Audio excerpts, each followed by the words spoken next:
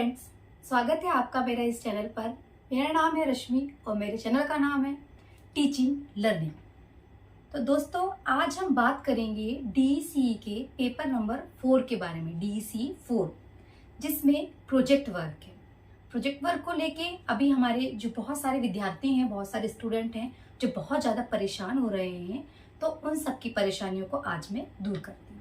और उम्मीद है कि आपने अपने असाइनमेंट्स अपने अपने स्टडी सेंटर पर स्पीड पोस्ट कर दिया होगा, या नहीं करे होंगे तो आपको बता दूं कि 30 अप्रैल 2024 इसकी आखिरी डेट है। आप उसके पहले स्पीड पोस्ट करके या आप खुद जाकर अपने असाइनमेंट्स को जमा कर दें। चलिए हम आगे बात करते हैं DECE 4 के प्रोजेक्ट के बारे में। देखिए, प्रोजेक्ट का मैनुअल या तो आपको ई फॉर्म में मिल गया होगा या आपने फिजिकल फॉर्म में अपनी बुक ली होगी, तो बुक में सारी इंफॉर्मेशन दी है। लेकिन बहुत सारे विद्यार्थियों के लिए उसको पूरा पढ़ना और फिर प्रोजेक्ट को करना बहुत मुश्किल है। तो आपकी मुश्किल को मैं आसान करती हूँ। चलिए, आप मेरे साथ जुड़े रहिए अंतिम इस वीडियो के आखिरी तक, ताकि आपकी सारी समस्याओं का समाधान एक ही वीडियो में हो जाए।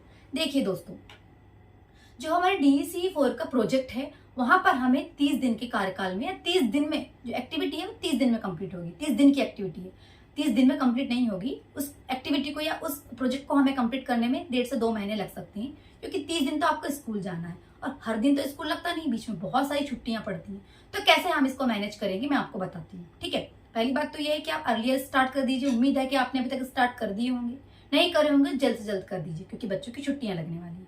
ठीक है, तो अभी आपको इस प्रोजेक्ट को कंप्लीट करने के लिए 30 दिन का प्लान बनाना होगा। उन 30 दिनों में हमें क्या क्या करना होगा मैं आपको बताती हूँ, आगे सुनते रहिए। देखिए, 30 दिनों की जो हमारी इस प्रोजेक्ट की एक्टिविटी है, उसे 3 कैटेगरी में डिवाइड किया गया है, फेज 1, फेज 2 एंड फेज 3। जो फेज 1 है उसमें 5 दिन की एक्टिविटी है। एक्टिविटी नहीं कहेंगे, एक्चुअली उस 5 दिनों में आपको स्कूल जाके ऑब्जर्व करना होता है बच्चों को।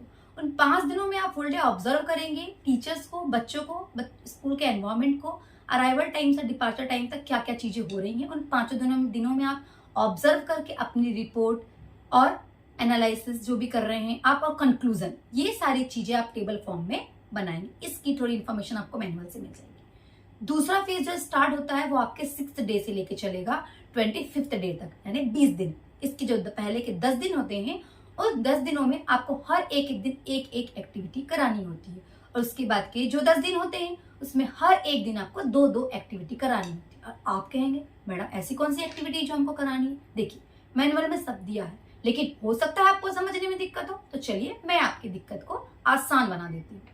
एक्टिविटीज के दौरान आपको कौन कौन सी एक्टिविटी किस तरीके से करना है मैं आपको कुछ बता देती हूँ इजी वे में। आप उससे रिलेटेड अपने मन से भी कुछ और एक्टिविटीज कर सकते हैं। मैनुअल में जो दिया है वही उतार नहीं लेना है आपको अपनी प्रोजेक्ट फाइल में। ठीक है, आपको अपने मन से भी एक्टिविटीज करानी है जो हमारे प्री प्राइमरी लेवल की हो।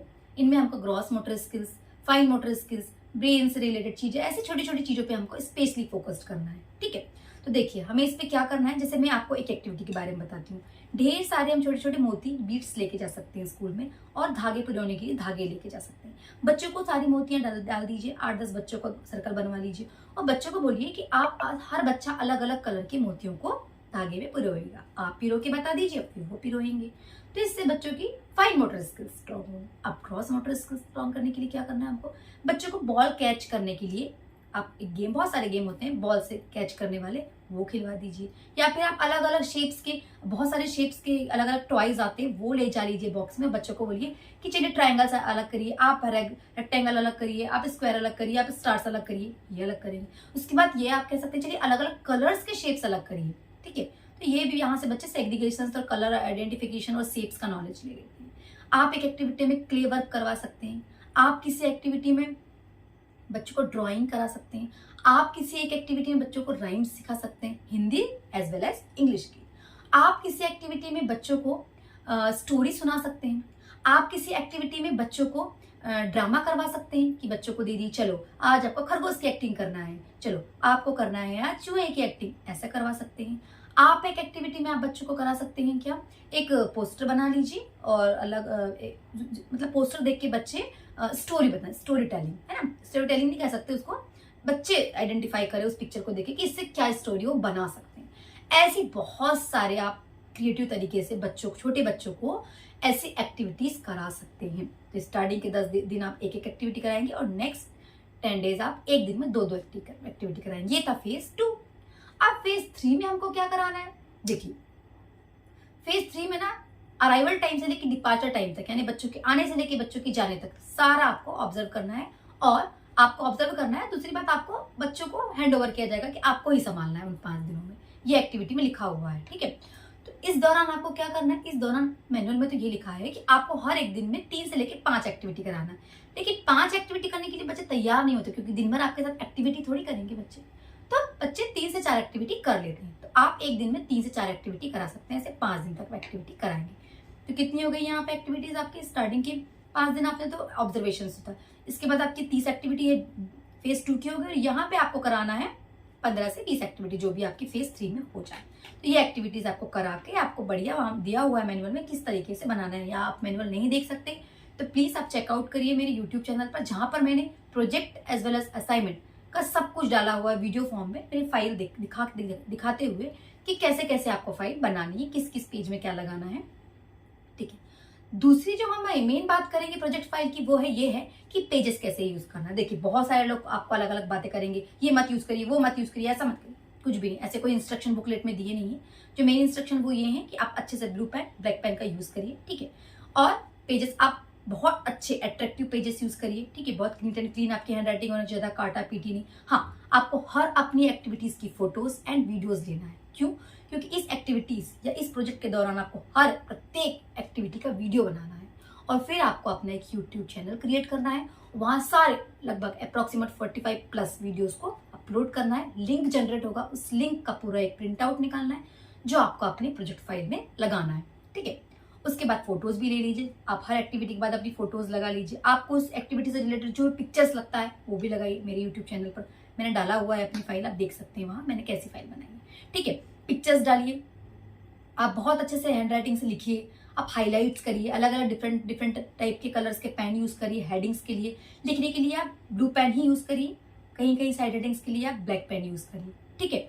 और उसके बाद सबसे इंपॉर्टेंट बात, एनेक्सास रिवाइज हो गई, इस बात पर विशेष ध्यान देंगे हम। एनेक्सा A1 से लेके 7 तक आपको यूज करना है। दूसरी इंपॉर्टेंट बात कि आप आंगनवाड़ी से जाकर अपनी ये प्रोजेक्ट फाइल कंप्लीट नहीं कर सकते, क्योंकि वहां आपको प्रॉपर प्रिंसिपल या प्रॉपर गाइड नहीं मिलेगा। तो आप किसी प्री प्राइमरी स्कूल में जाकर ही अपना ये प्रोजेक्ट कंप्लीट करिए, जहां से आपको सील साइन हो सके। आपको अपने गाइड के सर्टिफिकेट को भी अपनी फाइल में लगाना है, इस बात का विशेष ध्यान देंगे। दूसरी और तीसरी बात इंपॉर्टेंट, अपना आई कार्ड लगाना मत भूलिएगा। और उसके बाद एक और इम्पॉर्टेंट बात यह है कि आप अपनी फीस रिसिप्ट, जो आपने तीनों पेपर के साथ, तीनों पेपर की फीस, अपने प्रोजेक्ट असाइनमेंट की 500 रुपए की जो फीस जमा की है, ऑनलाइन रिसिप्ट निकाल के भी अपने प्रोजेक्ट फाइल में लगाएंगे, ठीक है। और सबसे इंपॉर्टेंट बात ये कि आपकी जो फाइल है वो ऐसे गत्ते वाली होना चाहिए, प्लास्टिक कवर वाली आपकी फाइल का कवर नहीं होना चाहिए। और सबसे ज्यादा कंफ्यूज जो बच्चे रहते हैं वो ये है कि फ्रंट पेज कैसे बनाए। वो मैडम तो ऐसा बता रही थी, वो मैडम तो वो बोल रही थी कि ये नहीं यूज करना है, वो नहीं यूज करना। देखिए इंस्ट्रक्शन में ऐसा कुछ भी नहीं दिया है बुकलेट में कि आपको ये यूज नहीं करना है, वो यूज नहीं करना है। मेरे टाइम, जब बहुत पुराने टाइम, मैंने बहुत पहले इग्नू से बहुत सारे 1-2 कोर्स किए हुए हैं, हमने हाथ से बना के अपने फ्रंट पेज लगाए, ठीक है। अभी भी लगाते हैं बच्चे DEC 4 में और DEC 1, 2, 3 की जो प्रोजेक्ट फाइल है उसमें भी। लेकिन डिजिटलाइज्ड हो गया है जमाना, तो आप अलग अलग टाइप के निकाल सकते हैं फ्रंट पेज, जो अवेलेबल हैं गूगल पे, आप जाएंगे सर्च कर सकते हैं। तो कोई भी जो भी आपको पसंद हो, जहां आप प्रॉपर अपनी सारी इन्फॉर्मेशन फिल कर सकते हैं, उसमें से कोई भी एक प्रोजेक्ट और असाइनमेंट में असाइनमेंट का और प्रोजेक्ट में प्रोजेक्ट का फ्रंट पेज लगाइए, ठीक है। अपने आई कार्ड का भी एक फोटो लगाइए और इस प्रकार से आप अपना प्रॉपर फाइल तैयार करिए। फेज 1, फेज 2, फेज 3 तीनों का एक साथ, ठीक है, नीट एंड क्लीन वे में अच्छे से तैयार करके आप बड़ा सा एनवेलप लीजिए जो बहुत स्ट्रांग हो, जो दिल्ली तक चले जाए। क्योंकि स्पीड पोस्ट से ऐसा नहीं कि बहुत संभाल के लेके जाएंगे, है ना, जो पोस्टमैन होंगे, तो क्योंकि बहुत दूर तक जाना है तो प्रॉपर उसको आप अंदर डालिए फाइल। और अच्छे मोटे से आते हैं लिफाफे, एनवेलप देखिएगा आप, जिसमें अंदर पॉलीथीन लगी होती है, वो यूज करिए। डालने के बाद ऊपर एड्रेस मैंने यूट्यूब में डाला हुआ है अपना वीडियोस में, देखिएगा कैसे कहाँ एड्रेस लिखना। टॉप में जो दिल्ली का एड्रेस है, मैदानगढ़ी का, वो नीचे आपको अपना एड्रेस और अपना फोन नंबर डालना है। प्रॉपर चारों तरफ से आप टेप लगाकर और फिर दिल्ली मैदानगढ़ी वाले एड्रेस पे स्पीड पोस्ट करना है, ताकि समय से पहले आपका जो प्रोजेक्ट है वो पहुंच जाए। समय से पहले पहुंचे तो अगर कुछ क्वेरीज रह जाती हैं आपके प्रोजेक्ट में, तो वो आपको फोन लगा के इन्फॉर्म कर सकते हैं। लेकिन अगर आप डेडलाइन के टाइम ही पहुंचाते हैं तो फिर आपके लिए भी नुकसानदायक होगा, ठीक है, क्योंकि फिर आपके पास भी ऑप्शन नहीं होगा कि आप उसमें कुछ करेक्शन कर सकते। करेक्शन तो तब भी नहीं कर सकते, लेकिन वो बता सकते हैं आपको कि आपने कहाँ क्या किया या क्या करना था, कुछ कमी है तो फिर आप उसको पूरा कर सकते हैं। कुछ हो सकता है आपने ना लगाया हो जो लगाना है, तो आप बाद में भेज सकते हैं। तो दोस्तों, इस प्रकार आप अपनी पूरी प्रोजेक्ट फाइल कंप्लीट करके भेज सकते हो। और अगर प्रोजेक्ट से रिलेटेड आपको कुछ भी दिक्कत है तो प्लीज आप मुझे कमेंट करिए, जो भी आपको दिक्कत हो तो मैं आपको उसके जवाब जरूर दूंगी।